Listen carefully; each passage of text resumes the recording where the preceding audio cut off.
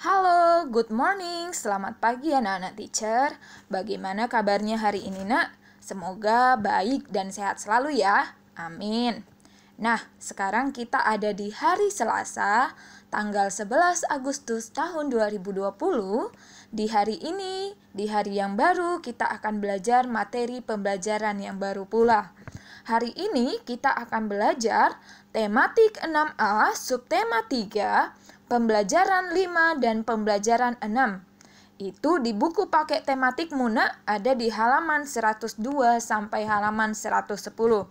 Jadi ini adalah pembelajaran penutup untuk buku tematik 6A kita. Oke, tapi Nak, seperti biasa, sebelum kita mulai pembelajaran hari ini, anak-anak teacher harus following the Bible dulu ya. Baca Alkitabnya 5 ayat. Setelah selesai membaca Alkitab 5 ayat, anak-anak teacher jangan lupa untuk berdoa ya Nak.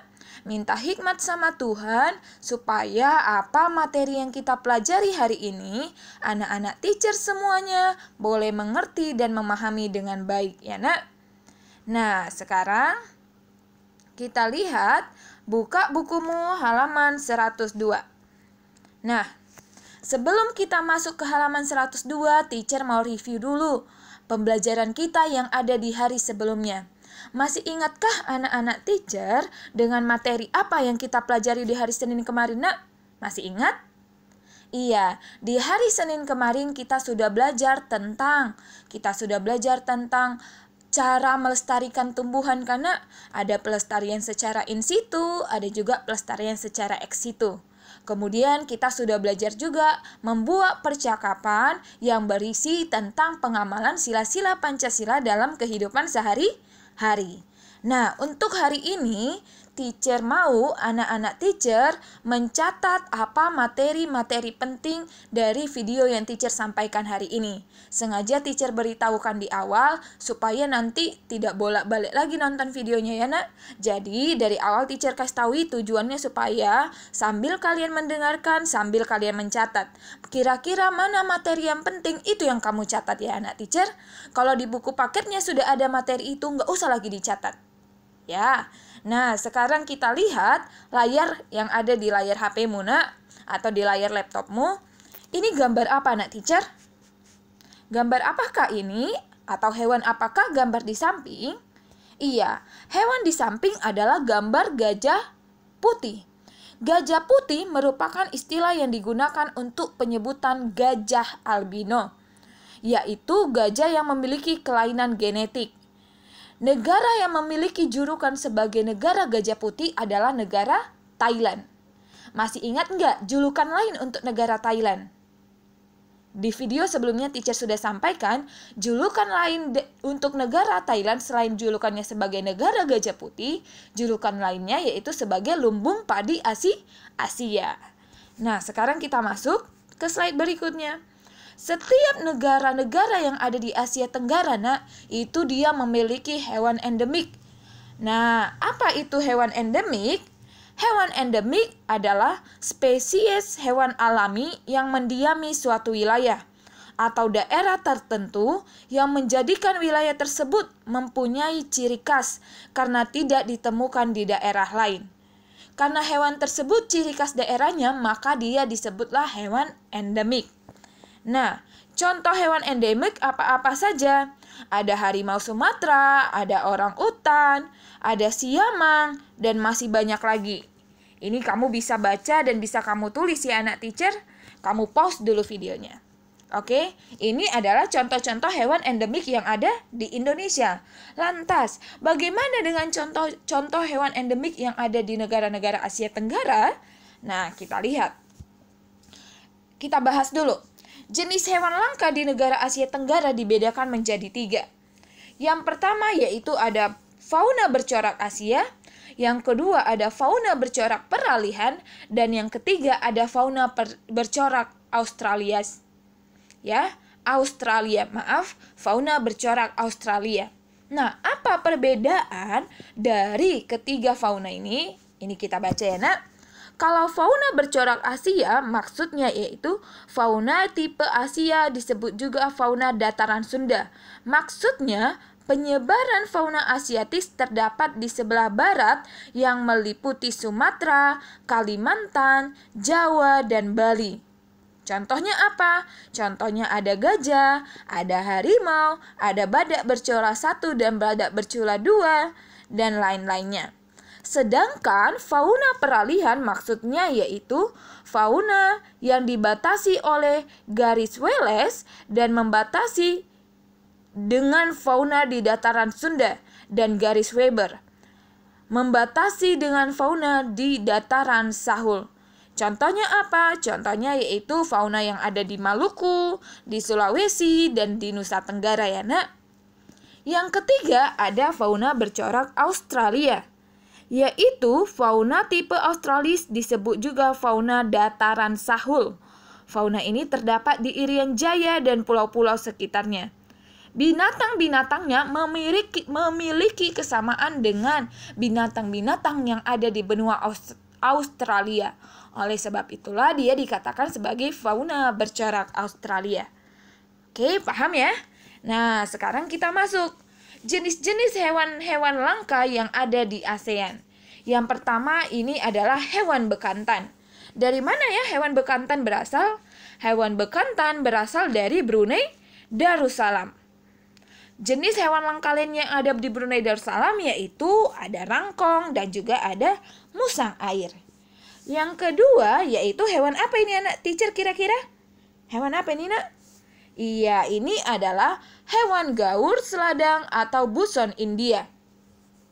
Hewan ini berasal dari mana? Iya, hewan ini berasal dari Kamboja. Hewan-hewan gaur dan hewan gaur atau hewan seladang atau disebut juga bison India merupakan hewan pemamah biak terbesar yang ada di dunia. Kok sekilas kita lihat nak gambarnya kayak mirip dengan kerbau kan, tapi berbeda. Ini namanya gaur atau seladang. Oke? Nah, yang ketiga ada hewan apa ini? Iya, ini adalah hewan tapir. Tapir berasal dari mana ya? Iya, tapir berasal dari Indonesia. Contoh hewan langka lainnya yang ada di Indonesia yaitu ada jalak Bali, ada cendrawasih, tarsius, orangutan, bekantan, anoa, tapir, dan masih banyak lagi ya nak. Kamu bisa lihat di buku paketnya. Oke, yang selanjutnya ada kukang. Kukang berasal dari mana? Iya, kukang berasal dari Laos.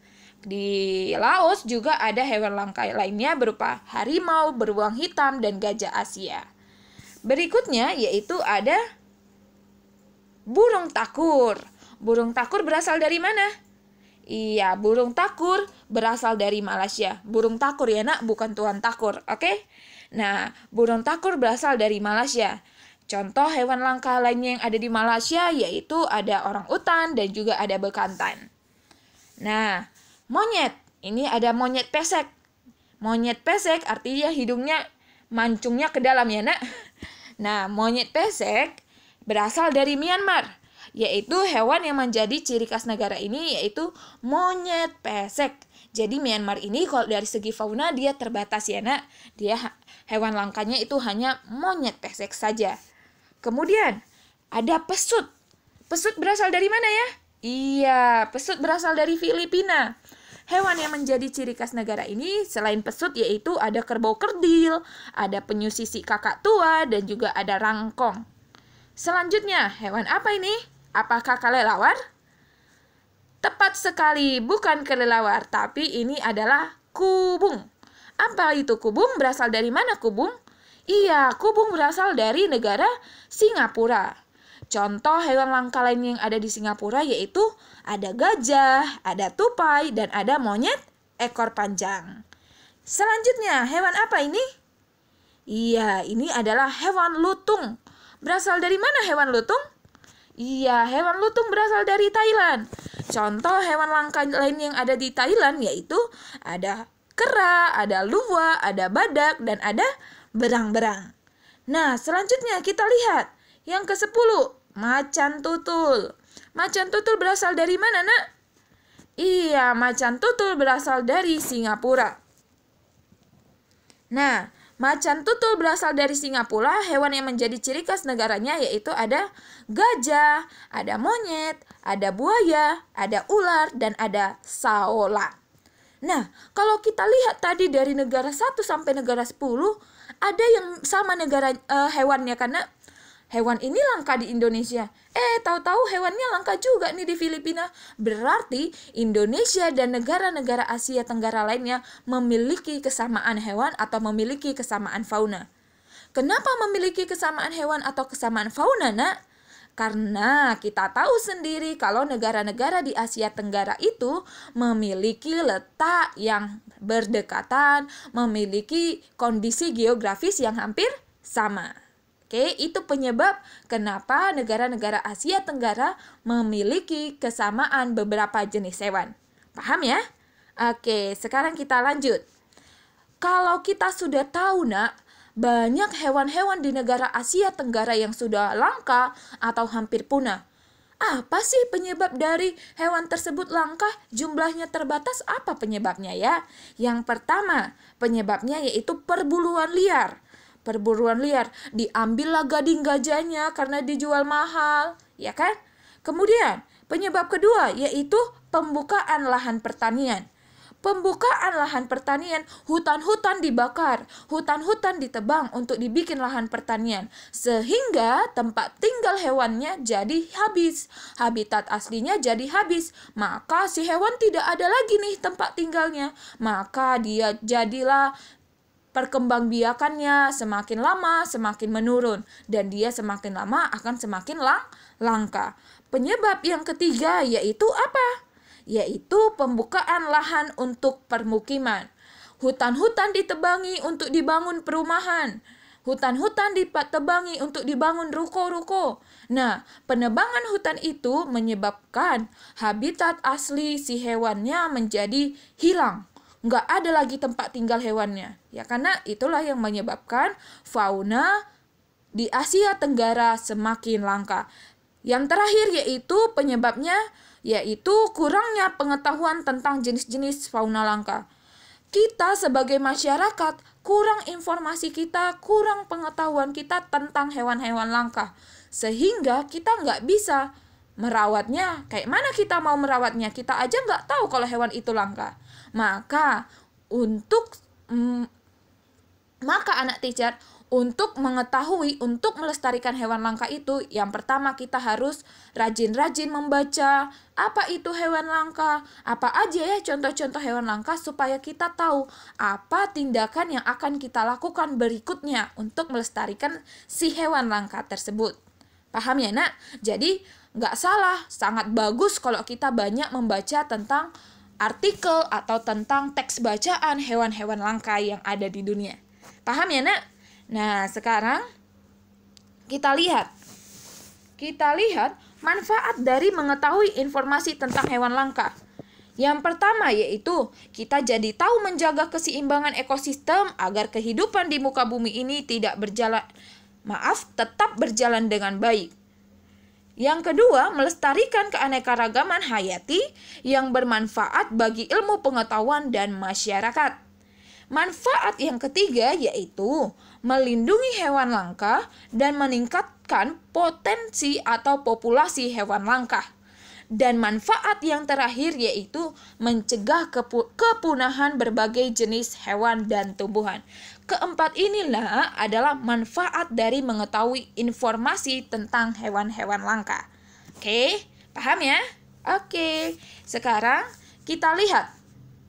Di pembelajaran sebelumnya kita sudah membuat patung.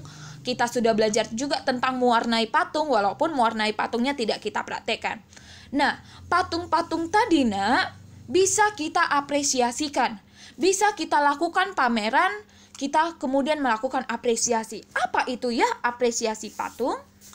Apresiasi patung adalah suatu proses melihat, mendengar, menghayati, menilai, menjiwai, membandingkan atau menghargai suatu karya seni patung. Jadi kalau pameran patung seandainya kita ada masuk sekolah, Nak, nanti kita kita pamerkanlah patung-patungnya di depan kelas, ya kan?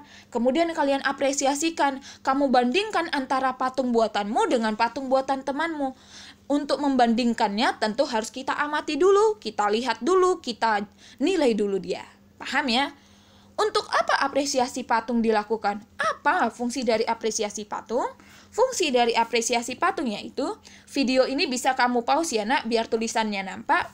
Fungsi dari apresiasi patung yaitu, yang pertama, sebagai cara untuk memberikan penilaian atau edukasi terhadap masyarakat. Yang kedua yaitu sebagai sarana untuk meningkatkan rasa cinta terhadap karya orang lain. Dan yang ketiga yaitu sebagai cara untuk meningkatkan dan mengembangkan kemampuan kita dalam berbagai bidang. Itu adalah fungsi dari apresiasi. Paham ya nak? Nah, sekarang kita lanjut ke pembelajaran 6. Coba lihat nak di pembelajaran 6 halaman 107. Di situ ada gambar apa yang pertama? Iya, ada gambar kunyit, daun pandan, dan buah bit. Sementara di layar HP atau di layar laptopmu ada gambar wortel, ada gambar buah naga, dan ada gambar sayur bayam. Wortel bisa menghasilkan warna oranye. Buah naga bisa menghasilkan warna merah. Sayur bayam bisa menghasilkan warna hijau. Nah, bahan makanan kita banyak yang berasal dari tumbuhan. Tumbuhan selain berfungsi untuk menghasilkan oksigen, tumbuhan juga bisa dijadikan sebagai pewarna makanan ya nak. Misalnya mama kita masak onde-onde, masak onde-ondenya bukan pakai pasta buatan, tapi mama kita pakai daun pandan yang di blender, kemudian airnya warna hijau, itu yang dibikin dengan onde-ondenya. Sedap ya nak. Nah, banyak manfaat dari tumbuhan. Selain sebagai pewarna makanan, ada lagi nih manfaat tumbuhan yang lainnya, yaitu sebagai obat atau sebagai tanaman obat keluarga, atau yang sering kita sebut dengan obat yang berasal dari tanaman itu disebut dengan obat verbal ya. Obat yang berasal dari tumbuhan itu disebut dengan. Nah, kita lanjut ya nak. Tumbuh-tumbuhan selain menghasilkan oksigen, menghasilkan sebagai pewarna makanan, atau bisa juga teacher bilang tadi sebagai bahan obat alami, atau yang disebut juga tadi teacher bilang dengan obat verbal. Mohon maaf nak, bukan obat verbal tapi obat herbal ya nak, bukan verbal. Nah, contoh obat herbal apa saja? Ada temulawak, ada jahe, ada kunyit, ada juga namanya dengan lidah buaya. Jadi banyak ya manfaat tumbuh-tumbuhan bagi kehidupan kita sehari-hari. Nah, ini wortel menghasilkan warna oranye, buah naga menghasilkan warna merah, dan sayur bayam menghasilkan warna hijau. Jadi bagus untuk anak-anak teacher banyak-banyak makan sayur. Jangan dipaksa mamanya dulu baru makan sayur ya nak. Karena sayur bagus untuk kesehatan, bagus untuk mata, dan bagus untuk daya tahan tubuh kita. Nah, sekarang kita lihat contoh penerapan atau contoh pelaksanaan sila-sila Pancasila terhadap pelestarian hewan. Yang pertama yaitu melestarikan dan menyayangi hewan yang merupakan ciptaan Tuhan. Yang kedua yaitu memberinya makan. Yang ketiga tidak menyiksa hewan. Yang keempat tidak mengganggu selama mereka tidak mengganggu kita. Dan yang terakhir yaitu menyiapkan kandang yang layak. Dari tindakan-tindakan ini adalah contoh penerapan sila-sila Pancasila terhadap pelestarian hewan. Nah, sekarang bagaimana contoh penerapan sila-sila Pancasila terhadap pelestarian tumbuhan? Yaitu, yang pertama, tidak menebangi pohon-pohon di hutan lindung secara liar. Berikutnya, melakukan penghijauan secara berencana demi terciptanya lingkungan asri. Berikutnya, tidak melakukan perusakan terhadap taman. Berikutnya, tidak menebang pohon yang sedang berbuah atau berbunga. Selanjutnya, melakukan tebang pilih bila penebangan terpaksa dilakukan. Selanjutnya, tidak memetik bunga dengan sembarangan. Dan yang selanjutnya yaitu menjaga dan merawat tumbuhan hias di rumah kita. Oke? Ini adalah contoh penerapan sila-sila Pancasila terhadap pelestarian tumbuhan. Nah, manfaat dari mengetahui informasi-informasi tentang hewan langka, ini tadi sudah teacher jelaskan ya, Nak. Nah, sekarang tugasmu anak teacher, tadi teacher sudah bilang kan di awal kamu mencatat hal-hal penting dari video ini. Nah, sekarang tugas kita selanjutnya yaitu yang kedua, yaitu ingat ya Nak, catatan yang di video ini kamu catat yang penting-pentingnya saja. Kalau kira-kira materi itu sudah ada di buku paket, kamu tidak usah catat. Jadi kamu tidak mengeluh kebanyakan catatannya, karena dari awal teacher sudah tekankan, catatlah materi yang penting yang tidak ada di bukumu. Kalau sudah ada di buku paket, nggak usah lagi catat ya Nak. Nah, sekarang kita lihat tugas yang kedua, yaitu buku paket halaman 111. Di situ ada TTS karena bukan teka-teki silang ini. Di situ ada mencari kata-kata. Nah, di situ kamu diminta untuk mencari kata-kata hewan-hewan langka yang ada di Asia Tenggara. Kamu cari hewan-hewan langkanya, kamu beri tanda, boleh pakai stabilo, boleh pakai pensil, boleh pakai pena. Kamu cari anak teacher, carilah sebanyak-banyaknya ya Nak. Ada berapa di situ, kamu cari, kerjakan di buku paket. Kalau sudah dikerjakan yang kotak-kotak ini, nggak usah kerjakan yang nomor 1, 2, 3. Yang bagian bawahnya nggak usah kerjakan ya Nak. Yang ada soal nomor 1, nomor 2, nomor 3 tidak usah dikerjakan. Karena sudah teacher jelaskan di awal video tadi. Oke Nak teacher, bisa dipahami ya? Sekali lagi teacher tekankan, pahami video ini dengan baik-baik. Jangan kamu skip-skip atau jangan kamu lompat-lompati. Tonton dari awal sampai habis. Ya Nak teacher? Sekian pembelajaran kita untuk hari ini anak teacher. Sampai jumpa di video-video selanjutnya.